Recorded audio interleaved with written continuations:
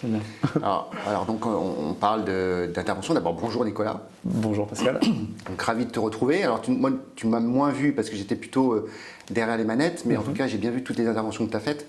Et c'est la raison pour laquelle on se parle aujourd'hui. D'accord. On a fait un documentaire donc, sur les gendarmes du Var où tu interviens sur à peu près 3 ou 4 interventions. Grosse intervention, c'est toi qui étais, puisque tu étais en fait chef d'unité PSIG. Non, j'étais chef d'équipe. Chef d'équipe. Ouais, chef d'équipe. Bien sûr, chef d'équipe. Donc du coup, travaille surtout la nuit, c'est ça? C'est ça. C'est beaucoup d'interventions où c'est un peu compliqué parce que les choses compliquées se passent plus la nuit. C'est ça. De façon générale. C'est ça. Tu es d'accord avec ça? Je suis d'accord avec ça. Plus compliqué, moins de monde pour nous aider aussi, c'est pour ça qu'on est un peu plus seul. Donc les tribunaux qui sont fermés, il y a juste une permanence, donc c'est vrai qu'on doit plus se débrouiller tout seul afin de solutionner les problèmes qu'on a. Mais en même temps, tu avais choisi plutôt d'être psy que sur des unités comme les PAM, les premiers à marcher, ouais. Complètement. Oui, c'est un choix. Comme j'ai toujours dit aux jeunes qui rentraient avec moi et tout, le PSIG, c'est une mentalité. C'est-à-dire quand on a cet esprit de corps, on a la cohésion, parce que, entre guillemets, sur les patrouilles, j'avais cette étiquette de chef d'équipe, mais sans les copains, en fait, on fait rien. Parce qu'on travaille ensemble, on est ensemble pour arriver à une solution qui contentera et les victimes et les auteurs aussi, parce qu'on doit prendre en compte ce paramètre. L'auteur est aussi une personne. On dit un peu qu'en fait les gendarmes, c'est un peu un couteau suisse de la secours à personne, parce que finalement, tu arrives sur des cas de figure que tu n'as jamais appris à l'école. Ah, c'est ça. Et tu as tout dit, c'est vraiment le couteau suisse, parce qu'aucune inter n'est pareil, aucun événement n'est géré pareil. Donc en fait, on a toujours cette adrénaline de savoir comment ça va se passer, parce que ce qui marche avec quelqu'un ne marchera pas avec quelqu'un d'autre. Les équipiers que j'ai vont pouvoir gérer des choses qu'un autre équipier ne pourra pas. En fait, c'est une symbiose de tous ces paramètres qui nous amène toujours vers la surprise, parce qu'on ne peut pas être préparé à tout ce qu'on va rencontrer, c'est impossible. D'ailleurs, si on parle de la première intervention, c'était une surprise aussi. On arrive sur quoi? Sur une rixe. C'est ça. Et en fait, tu te rends compte de quoi finalement? Que les gens se connaissent. En fait, les gens, voilà, c'est typiquement première inter. On roule, pas grand monde, il fait froid, on croise pas grand monde. Et puis arrivé à ce carrefour, on tombe sur 2 personnes. Il n'y a pas eu d'appel. Ah, il n'y a pas eu d'appel. D'accord, oui, c'est vrai qu'en fait, tu vois un flag de personnes qui se fritent. C'est en flagrant délit, on tombe sur ça. Et effectivement, on arrive sur cette commune où on est quand même habitué à intervenir. Et là, flagrant délit de bagarre, on sort, on fait stopper la bagarre. Et en fait, en creusant, en discutant, on s'aperçoit que les gens sont beaux-frères. C'est incroyable. Et incroyable. En plus, ils sortent de mariage? Ils sortent d'un mariage, donc un moment festif. Qui dit festif dit peut-être l'alcool qui aide pas sur le cas présent, mais de là à mettre un taquet à son beau-frère. Voilà, à son beau-frère. Surtout que ce qui est quand même le plus atypique là-dedans, c'est que la belle-sœur, la femme de la personne, quitte son frère et son mari en bons termes. Elle va chercher la voiture et en fait, elle ne s'attend pas à ce que son mari soit menotté, qu'il ait fait ses menaces. Enfin, ça a été. Son frère qui frappe le premier. En fait, honnêtement, on ne sait pas vraiment. C'est à la base, non. De ce qu'on comprend quand même, c'est son mari qui tape son frère. Son frère, il a un accent. C'est son mari qui a un accent. Ah oui, c'est son mari qui a un accent. Brésilien de mémoire, qui devait être brésilien, okay. Et son frère, ils se sont invectivés et beaucoup de menaces. Donc en fait, c'est vrai qu'après coup, on ne sait pas ce que ça a donné, puisque on part donc sur une interpellation, mais au final après, il n'y a pas de dépôt de plainte, puisque c'est la famille. C'est la famille et tout. Donc on confirme avec les PAM de la brigade. Donc les premiers à marcher. Les premiers à marcher, c'est ça. On les appelle en leur expliquant toute l'histoire. Et puis on en vient au fait que il n'y a pas de plainte, pas de suite en fait. C'est pas un peu frustrant ça, parce que souvent il n'y a pas de plainte sur un.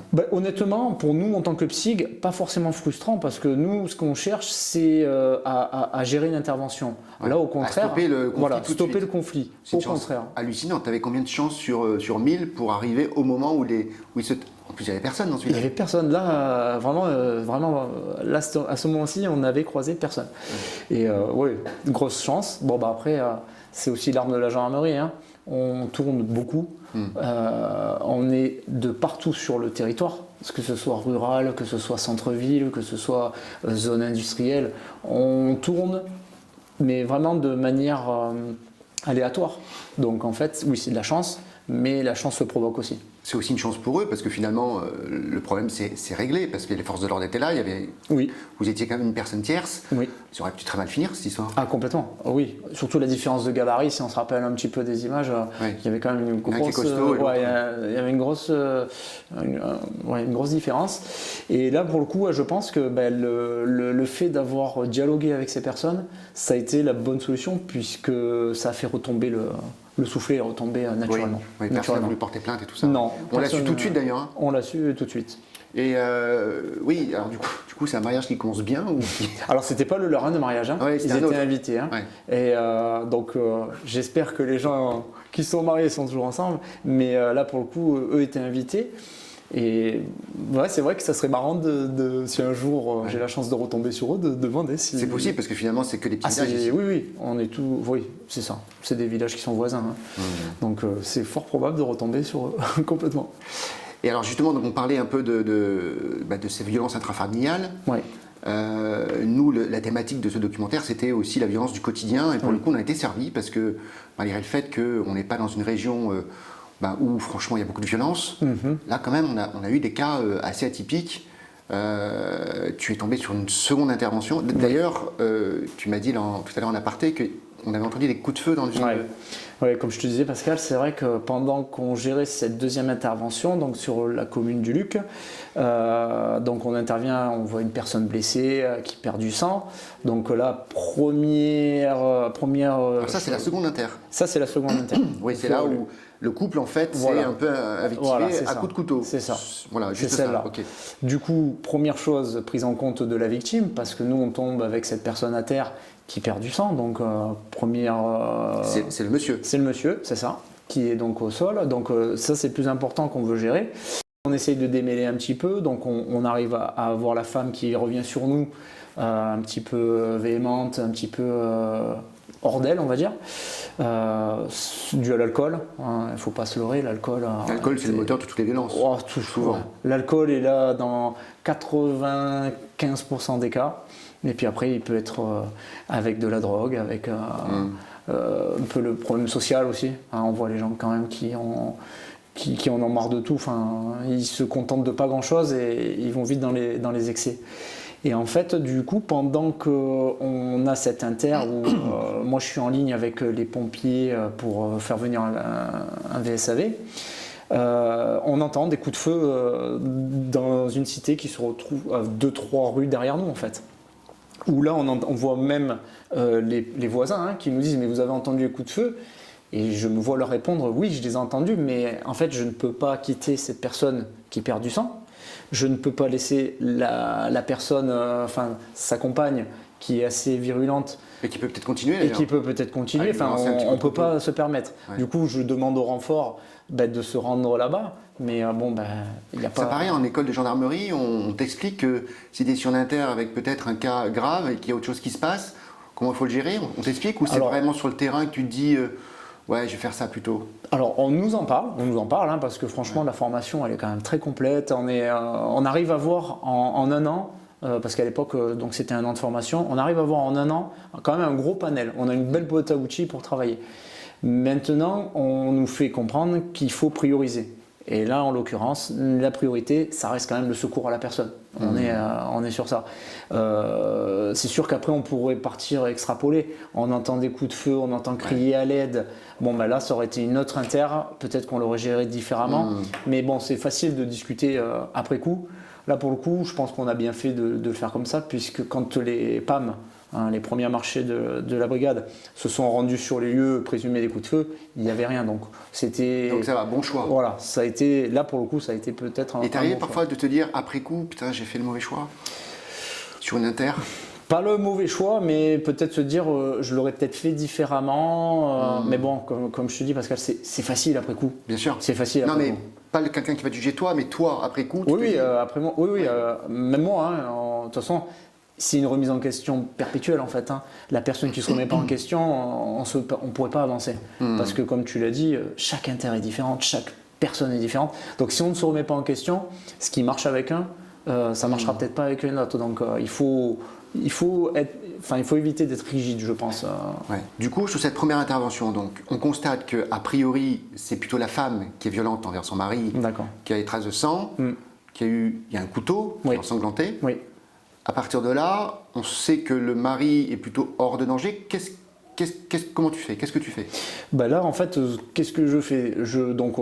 Après coup, donc, les pompiers arrivent. Effectivement, on sait qu'il est hors de danger, que c'est des coupures au couteau qui sont assez superficielles.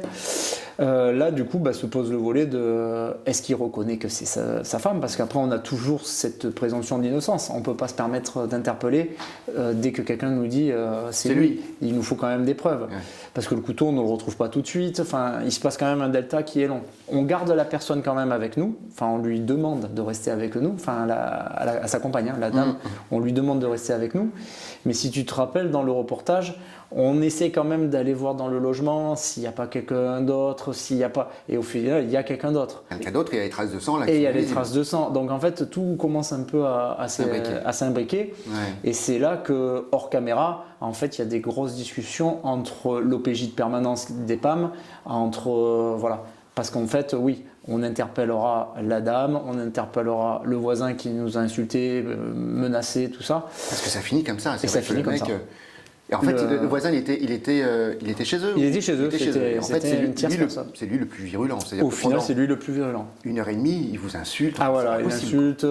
Alors en plus, moi, sur le coup, tu sais, quand on dit après coup, c'est vrai qu'après coup, moi, en étant chef d'équipe, je suis obligé de gérer tous ces aspects des secours, des ci, des là. Et c'est vrai que j'ai pas pris bien compte sur le moment de toutes les menaces qu'il faisait aux jeunes qui travaillaient avec moi. Oui, parce qu'il a pris en grippe le jeune. Il a pris en grippe le jeune. Mais parce qu'en fait, le jeune faisait son travail. Il avait sa mission, c'était d'interdire qu'il rentre en contact avec les autres personnes. Donc il gérait sa mission. Forcément, la personne un peu excitée l'a mal pris. Il s'est dit, c'est un jeune, je tente quelque chose qu'il ne s'est jamais permis de faire, ni avec moi, ni avec mon autre. Une fois d'ailleurs, attention, t'en prends pas à lui, il me semble. Oui, ça lui a pas servi de leçon. Non, ça lui a pas servi de leçon. Parce que, comme je te dis, c'est pas évident d'être au téléphone avec le CORG, donc le centre opérationnel, d'être en ligne avec les pompiers, les PAM, il faut faire des comptes rendus. En fait, c'est le off qu'on ne voit pas forcément dans les reportages qui prend tout son sens en fait. Quand nous on le vit, on se dit j'aurais peut-être mieux fait ci, j'aurais peut-être mieux fait ça, mais c'est vrai qu'on ne peut pas. Après, on ne peut pas faire plusieurs tâches à la fois. Donc retour brigade, là, il insulte partout, etc. Ah oui, retour brigade hors caméra, très très compliqué. Il faut garder quand même son sang-froid, quoi, parce que. Ah oui, là par contre, oui. Ah oui, oui. C'est compliqué. C'est même pas si évident. Vous êtes formé à garder votre sang-froid, là, il faut. Très très dur. Très très dur. Ça s'en prend à vous. Alors, il s'en prend toujours aux jeunes. Donc en fait, là, on fait un petit peu, entre guillemets, quand on le transporte à l'hôpital, je fais le choix avec mon autre camarade, Yael, qui est avec moi sur l'interpellation, de dire on laisse le jeune au bureau.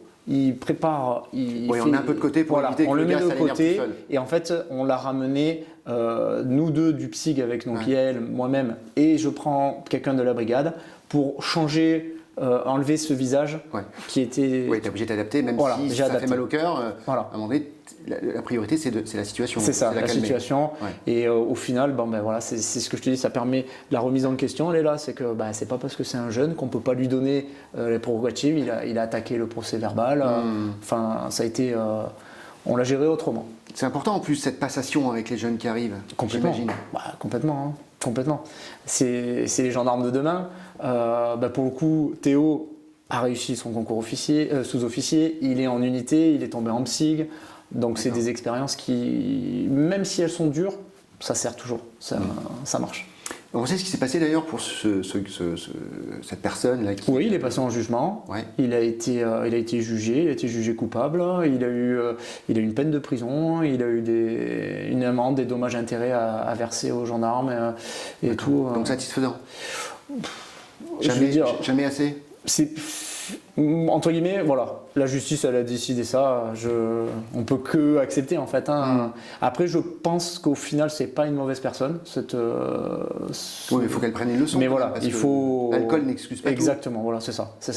Donc je pense que le fait qu'on ait bien discuté la diplomatie avec la fermeté et tout, ça a été pour lui, en tout cas, pour cette intervention, je pense qu'elle a été ça a été correct encore, je pense. Et concernant cette dame qui a donné un coup de couteau, Alors là, par contre, non, moi je ne sais pas, mais apparemment elle était connue de la brigade et tout, donc je pense qu'il y a eu quand même des suites aussi. Ouais. C'est marrant parce que, c'est étonnant. Souvent, une intervention amène une autre intervention. Ah bah oui, complètement. Ça arrive souvent, ça. Ah oui, complètement. Donc en fait, il faut vraiment figer une scène parce que ça peut s'envenimer dans n'importe quel cas de figure. Ah bah oui. Et puis le problème, c'est qu'après, si on ne la fige pas comme il faut, on n'est pas à l'abri que ça dégénère. Puis on arrive pour une bagarre et ça finisse avec des coups avec un objet contendant ou pas. Enfin, souvent, ça monte plus haut que ce que ça descend. Alors si on parle d'objets contendants, c'est justement la troisième intervention où là on arrive sur un voisin qui est super énervé des autres voisins. Oui. Et là, tu es arrivé sur un cas où finalement il n'y a pas de cas d'école. Il y a pas, on n'apprend pas ça à l'école et puis il n'y a pas de solution. Non. Est-ce que tu peux me raconter l'appel, ce que tu entends et à quoi tu t'attends surtout? D'accord. L'appel qu'on a, c'est pareil, on est en patrouille et puis là on est appelé par des voisins qui entendent cette personne habitant à telle adresse, on nous donne le lieu, qui est en crise de démence, qui tape dans tous les murs, qui crie, qui insulte par derrière la porte. Enfin, les gens ont peur. C'est vraiment un climat de peur, mais honnêtement, il faut le vivre pour le comprendre parce que c'est vrai que quand on regarde les reportages, on n'a pas ce sentiment de peur, on n'a pas ce sentiment de ras-le-bol, d'impuissance. Et c'est vrai que quand on arrive dans ce climat où on prend vite tout de suite la température avec le voisinage qui n'ose même pas nous ouvrir la porte. Pourtant, c'est un gendarmerie, ils nous voient dans l'œil dans le petit Judas, ils nous voient en tenue. Ils n'osent même pas nous ouvrir parce qu'ils se disent terrorisés parce qu'ils se disent s'ils me voient, est-ce qu'il y aura des conséquences, représailles derrière. Enfin, c'est vraiment le climat de peur, l'insécurité.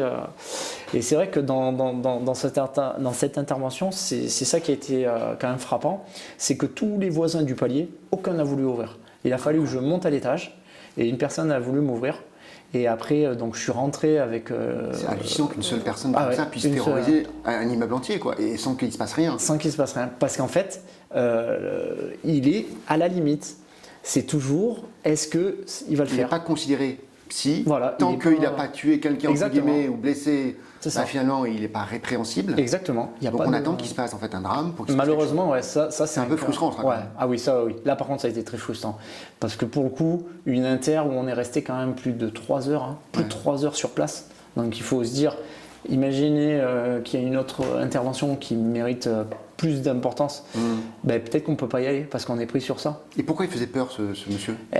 En crise totale, vraiment. Il hurlait, des propos incohérents, il montait, il redescendait. Il était en fait dans la cage d'escalier. Dans la cage d'escalier. Et il a été déjà vu aussi peut-être avec quelque chose à la main, non? Oui, il avait un truc voilà. Quelqu'un nous dit avec quelque chose à la main. Donc après, difficile de dire. On est dans ce crime, quoi. Voilà.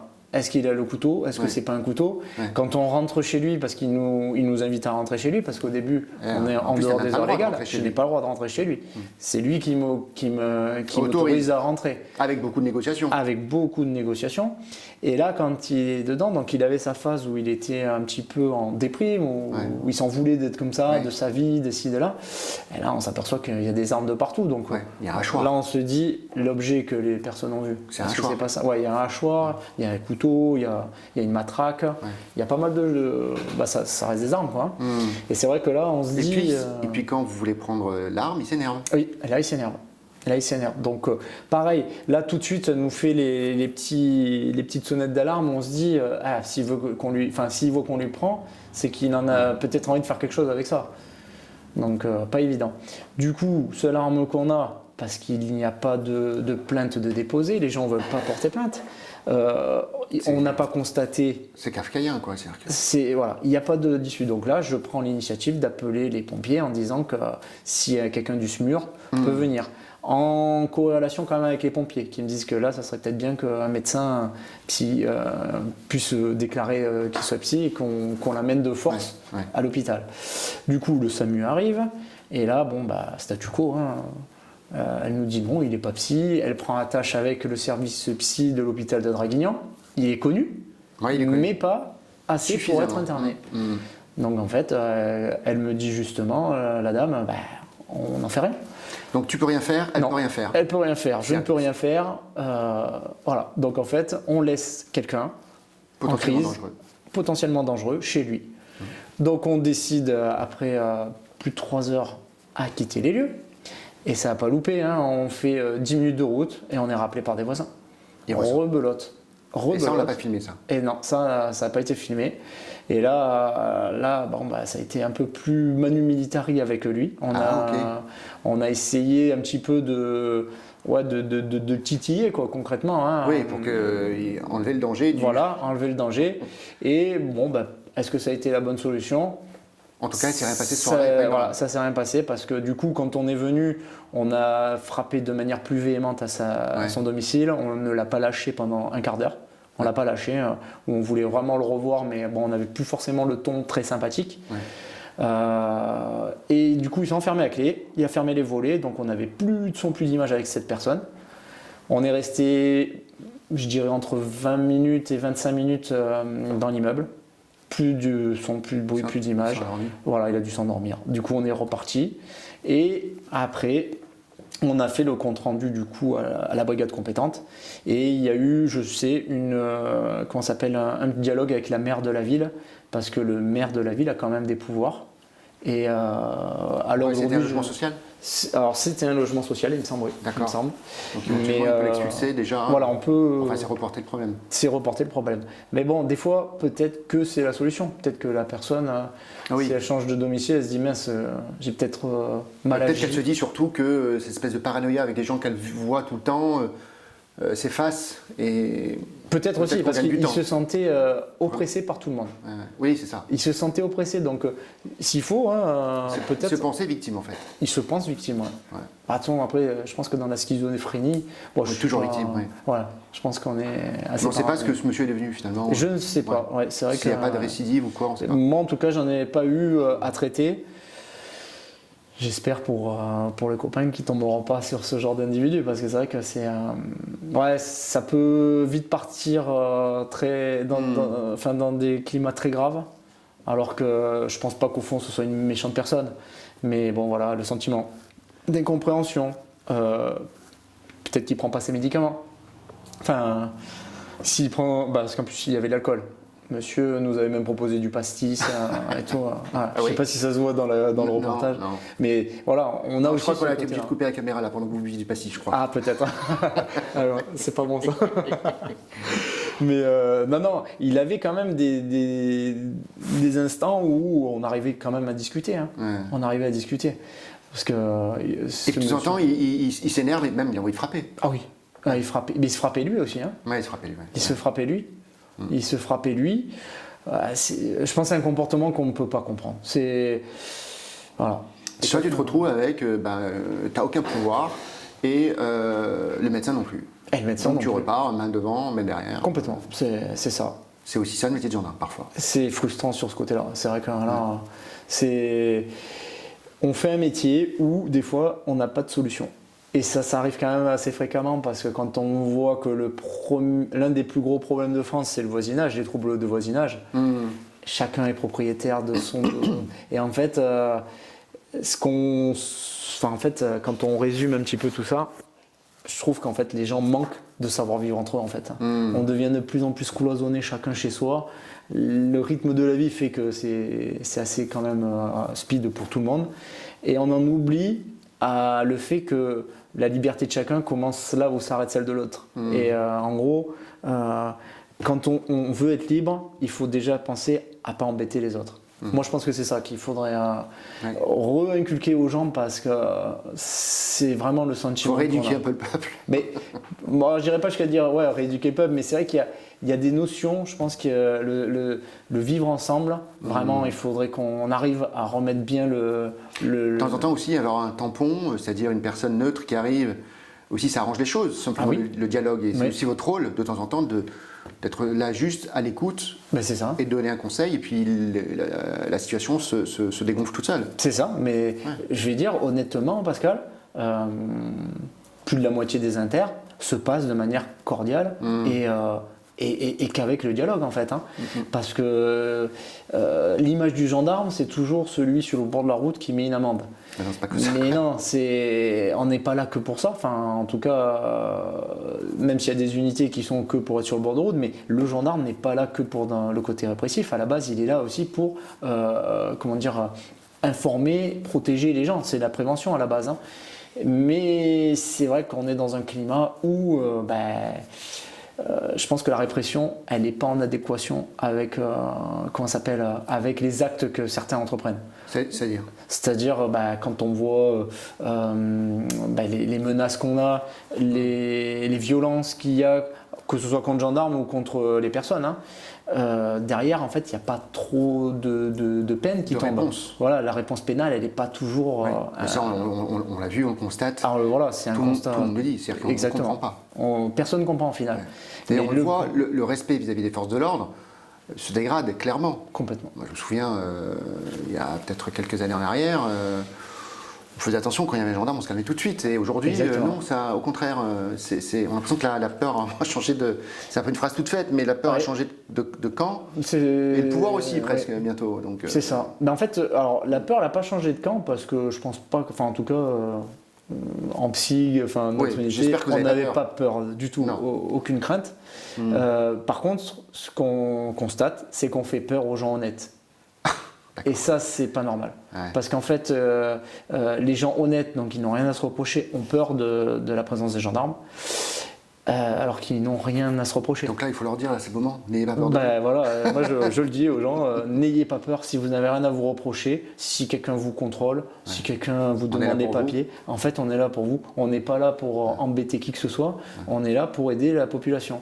Et quand on regarde l'actualité, quand on fait du contrôle d'identité, quand on fait du contrôle de coffre et tout, c'est pas forcément pour chercher de la drogue, c'est pas forcément pour chercher, c'est parce qu'il se passe des faits où on a besoin de se dire, dans cette voiture qui correspond à un signalement en final, parce que les gens ne le savent pas qu'on les arrête, mais on a des signalements de voitures, de personnes, de nombre de personnes, de couleurs, enfin, on a des renseignements des fois, donc en fait si on voit une voiture rouge, qu'on sait qu'à l'autre bout du département, il y a eu un fait avec une voiture rouge, c'est pas pour rien qu'on va contrôler cette voiture rouge. C'est pas parce que c'est Pierre, Paul ou Jacques dedans, c'est parce qu'on veut contrôler cette voiture. Alors Nicolas, justement, en parlant de voiture, tu as été aussi sur une suspicion d'enlèvement. D'enlèvement, exactement. C'est rare ça C'est rare, oui ça c'est rare quand même. Parce que là, pareil, en flagrant délit, le commissariat de police qui nous appelle qu'une personne a vu en bas de chez elle 2 ou 3 personnes, je ne me rappelle plus exactement, mettre quelqu'un dans le coffre. C'est assez dingue ça, on est c'est dans la dingue, Scorsese, là, on est dans les films de fiction.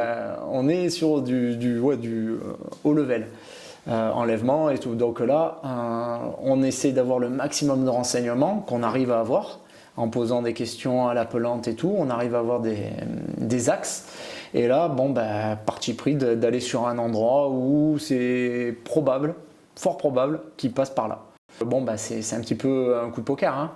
On est 4 dans la voiture. Moi, je suis à la collégiale. Je leur dis qu'est-ce que vous en pensez ? Chacun exprime son avis. Il faut l'argumenter parce que c'est pas tout de dire je me mets à tel endroit. On argumente. Et il s'avère une chance sur 4 de se mettre à un croisement et de le choper ou c'est même plus. C'est une chance sur beaucoup. Et là, boum. Et là, on attend. On a même failli quitter le lieu parce qu'on s'est dit, quand on regardait le temps, c'est pas possible, c'est trop long.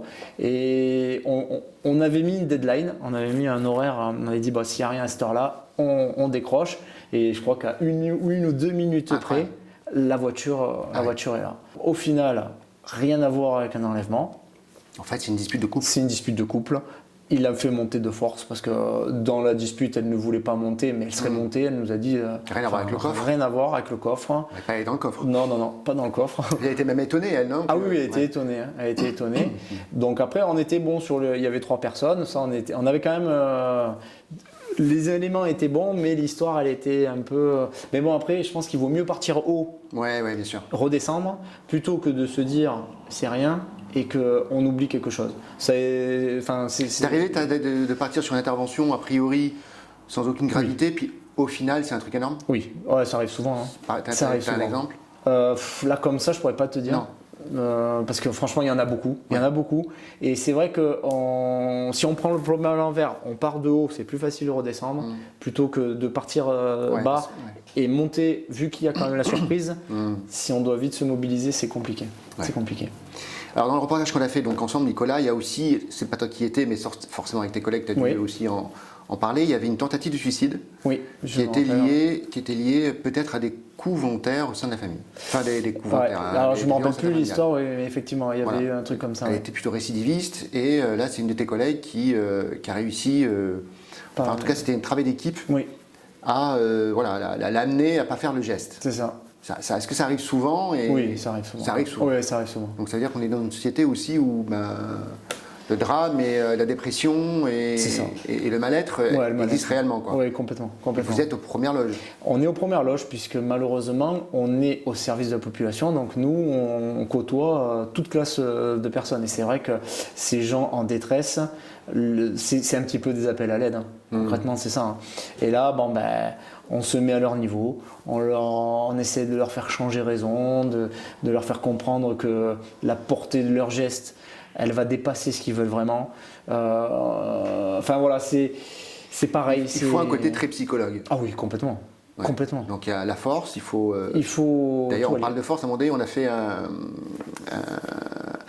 on a fait une séance où vous êtes sur des nouveaux arts martiaux. Oui, c'est ça, c'est nos techniques. Comment on appelle ça? Alors, on appelle ça le MSA, c'est la maîtrise sans arme de l'adversaire. Ah ouais. Et c'est vrai que dans le reportage, Julien, qui pratique du MMA, tout ça, on essaie de faire Il faut vous adapter. Voilà, on s'adapte.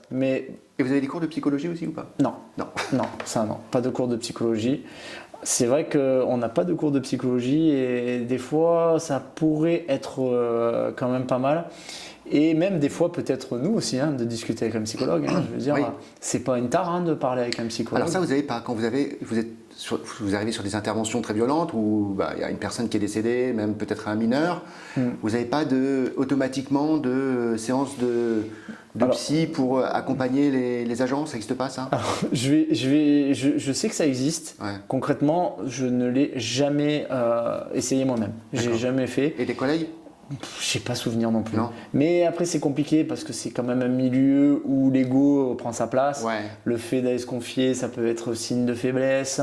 Pourtant chez les pompiers, ils le font. Pourtant, chez les pompiers, ils le font et on sait qu'il y a des très bons retours. Parce qu'on se côtoie beaucoup avec les pompiers. Je veux dire, on côtoie les mêmes personnes, surtout la nuit.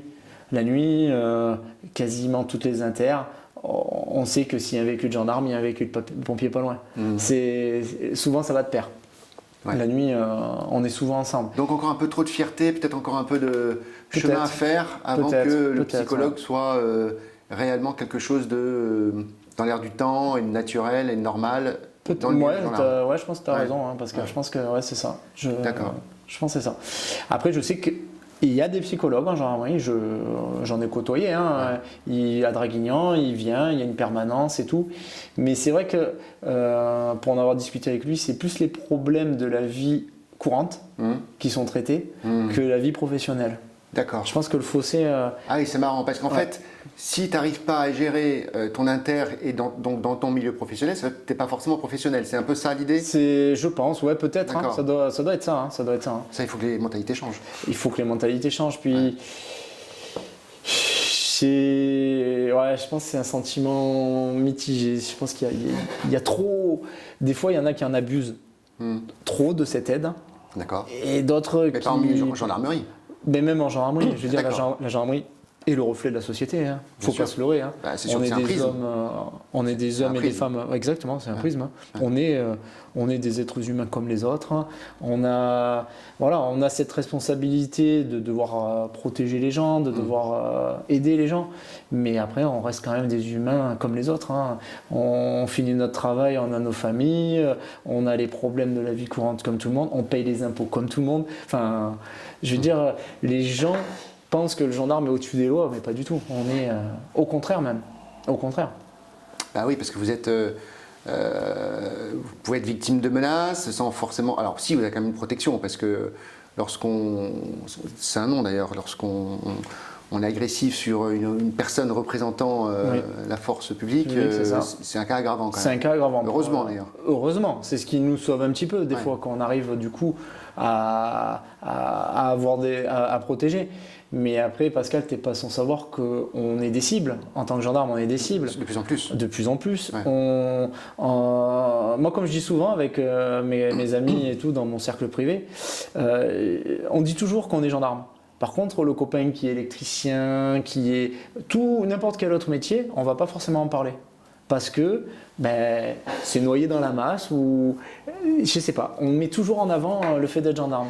Alors c'est marrant parce que j'ai plutôt l'impression, alors c'est peut-être une erreur, mais plutôt que le policier ou le gendarme va pas forcément le dire tout de suite. Ah mais c'est pas nous qui le disons. C'est pas nous. C'est quand on est en groupe. D'accord. Ça va sortir. Ça va sortir. Ah bah lui il est gendarme. D'accord. Et du coup. C'est une sorte de fierté finalement, donc c'est quelque fierté chose. Oui, mais comme je dis toujours, on a l'habitude. En fait, on est toujours sur le projecteur. Nous en fait, on arrive sur une intervention, on nous identifie toujours. On est en uniforme, on est identifié. Quand on est sur cette sphère privée, des fois, limite, on aimerait aussi être en mode comme tout le monde. Oui, d'accord. Noyé dans la masse. C'est un peu des stars finalement. En fait, star, mais pas dans le bon côté en fait. Ah. Parce que. Même dans ton milieu privé, c'est pas tout. Gendarme, ça veut pas dire ah ouais cool t'es gendarme. Il y en a oui, mais il y en a non. C'est quoi la balance? C'est plutôt. La balance c'est plutôt. Les gendarmes quoi. C'est plutôt. Ça peut être. Ça peut être mal vu. Ça peut être si on boit un coup, non, je conduis pas après. Mais en fait, je suis pas gendarme là, je suis en mode. Alors on peut le dire dans la soirée. Attention, celui qui conduit, il boit pas. Mais tout le monde le sait au final. Ouais. Donc on n'a pas forcément besoin de le redire. T'as tout le temps tout le temps. En fait, c'est vraiment H24. Et ça, c'est vrai que policier, tout ça, c'est quand même, il faut le vivre en fait pour se rendre compte de tout ça. Mais bon, les gens ne voient que le bon côté. C'est vrai que les gens vont parler de nous applaudir quand il y a des beaux trucs, mais bon, 95% du temps. Tu penses aux attentats de Paris? Voilà, notamment les attentats de Paris, tout ça. Ouais. Voilà, on a eu, quand je dis on, les forces de l'ordre ont eu leur moment de gloire, à juste titre, mais c'est vrai que c'est vite oublié, quoi. C'est malheureusement trop vite oublié. C'est vrai que le rapport entre le français et sa police, enfin en tout cas ses forces de l'ordre, c'est un rapport un peu compliqué. C'est pas la même chose dans les pays nordiques ou dans les autres pays européens ou anglo-saxons où c'est naturel d'appeler la police quand il y a un problème. En France, on est toujours un peu. C'est vrai. Ça coince toujours un peu, ouais. C'est vrai. Mais comme on en revenait pour l'autre intervention, je pense que derrière il y a le sentiment la peur de la représailles. Je sais pas. On est dans un climat quand même très particulier. C'est vrai que. Moi, en 20 ans de gendarmerie, c'est vrai qu'on voit quand même on voit une évolution, pas forcément dans le positif. D'accord, mais ce ne sera pas le mot de la fin? Non. Parce que quand même, tu as eu des moments, c'est une grande famille, et que c'est un très beau métier. J'encourage tout le monde à faire ce métier-là, parce que si quelqu'un a cette appétence pour le dépassement de soi, pour aider les gens, comme les pompiers, comme les hôpitaux, c'est des beaux métiers, c'est des métiers prenants. Il ne faut pas voir que les mauvais côtés, il ne faut pas voir que les bons côtés, il faut peser le pour, le contre. Et le tout, c'est de faire quelque chose qu'on aime. C'est vrai et toi aujourd'hui, évidemment, tu n'as pas de regret d'avoir fait ce métier? Ah non, aucun regret. Ouais. Aucun regret d'avoir fait ce métier. Ça m'a permis d'être un jeune homme qui cherchait à aider les gens. Et en fait, ça m'a permis maintenant que j'ai plus de 40 ans à façonner l'homme que je suis en fait. C'est clair, le côté professionnel joue sur le personnel. Ça, c'est évident. C'est évident. Et même dans une région où il n'y a que des petits villages, il y a beaucoup de boulot. Ah oui. Et la population a besoin de gens comme toi, de gendarmerie, de gendarmes. La gendarmerie, je ne pense pas qu'elle a des beaux jours devant elle, parce que la gendarmerie a un maillage sur le territoire qui fait qu'elle est implantée de partout. Donc autant bien en ville que dans les villages. Et c'est ce qui fait la force de la gendarmerie. C'est un très beau message de fin. Nicolas, merci beaucoup. Merci Pascal. Est-ce que tu as quand même peut-être quelque chose, une anecdote sur laquelle tu avais envie de rebondir, un truc qui t'est arrivé et qui. Là, comme ça, c'est ça. En fait, il y a tellement. Le panel est tellement large. Et puis surtout, peut-être que tu compartimentes. À un moment donné, tu oublies, tu passes à autre chose. Ouais, alors ça, c'est clair. Il y en a qu'on oublie et tout. Mais c'est vrai que moi, mes plus belles inters qui me reviennent comme ça, c'est vraiment quand j'ai eu la chance de secourir des gens. Je me rappelle d'une intervention où un accident du LM, la personne, avant de se cracher, donne les infos, elle voit des carrières, elle tombe au milieu des bois. 2 jours de recherche et ça commençait à arriver sur la fin parce que c'était en plein été. La personne, on sait qu'elle n'a pas d'eau et tout, donc forcément la déshydratation elle est là. Et par chance, on le retrouve coincé sous son cockpit, blessé, gravement blessé. Et bon, voilà, ce sentiment d'avoir aidé quelqu'un. Moi, voilà. Là, comme ça sur le pouce, je pense. Comme ça serait ma plus belle inter. Là, on vient d'entendre un hélicoptère, c'est peut-être la gendarmerie qui part sur une nouvelle intervention. Complètement, hein. La dernière fois. Il n'y a jamais de repos pour les gendarmes. Ah non, jamais. Jamais. La nuit, le jour férié, week-end, c'est tout le temps. Tout le temps. Merci beaucoup, Nicolas. Merci à toi, Pascal.